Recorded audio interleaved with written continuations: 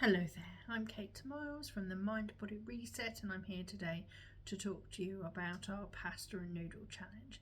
Now, the problem with pasta and noodles is in part portion size. If having bread with our dinner, we generally have a few pieces, but with pasta or noodles, our plate tends to be loaded even before we add anything else, which not only contains more calories than we realise, also contains wheat and sugar.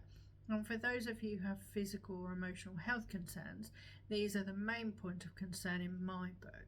Now, wheat is a carbohydrate and so is built from sugar, which means that due to its savoury nature, the amount of sugar you consume from one helping is far higher than you'd expect. But what's my beef with sugar? Well, sugar is a short-term energy kick provider, which is then swiftly followed by an energy slump. This slump is the real problem because the slump encourages you to eat more sugar as a pick-me-up, especially as your brain is hardwired to take on board as many high energy calories as possible, just in case you hit a famine one day, which of course is generally a very unlikely prospect for most of us.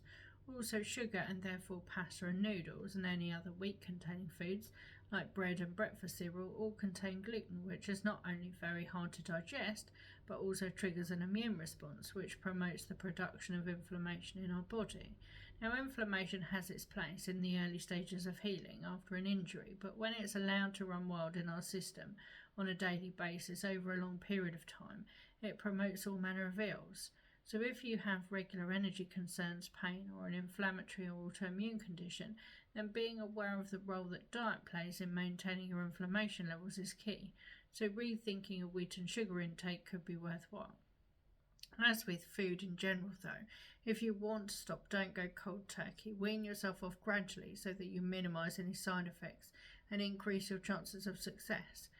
Are you someone who can eat a little of something as an occasional treat, or are you more of a once you pop, you just can't stop individual?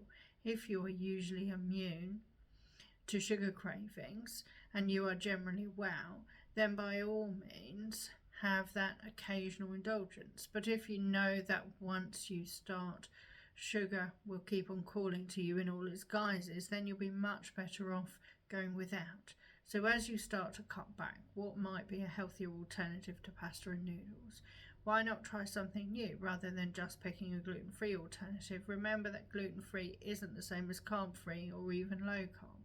You'd be better off having some alternatives like more vegetables, so spiralized vegetables or finely sliced cabbage. However, if that sounds like way too much veg and you are feeling adventurous, then why not shop around and give some options that look more like your old favourite carby filler a try? There are so many options available these days, especially for pasta.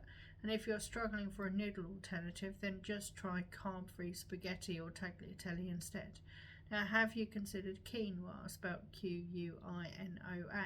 This is a high-protein, grain-like, near rice-sized alternative.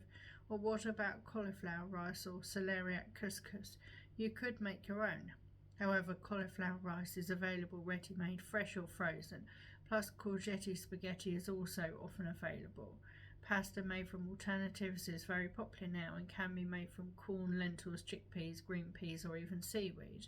But do be aware that cooking times and texture will be different to what you're used to. So read the instructions and lean towards under rather than overcooking, otherwise a total loss of texture will probably occur rather suddenly. And if you don't fancy fake pasta in place of your noodles, then you could consider shirataki. These are long, white, very filling noodles that are plant-based. Also, glass noodles are a possibility as they are made from mung beans and potato starch. But if all this feels a bit like a step too far, then why not start with multigrain pasta or whole grain rice as a marginally healthier choice? Then if you want to take a bigger step forward, consider brown rice pasta, rice noodles or gnocchi, then perhaps soba noodles which are made from buckwheat, and then you may be ready for a quirkier option or two. So start by reducing your pasta and noodle intake, switch things up with a few alternatives, implement these more often, and then as we move into the next challenge, keep the most successful alternatives on your plate rather than slipping back, and then cut out next month's point of concern so that each month you maintain your existing changes and then carefully start to erase from your life the next item on your monthly challenge hit list. so that your health starts to gradually improve, and as a consequence you also start to notice positive changes in how you feel. Thank you for watching. I hope you found that helpful. Bye bye.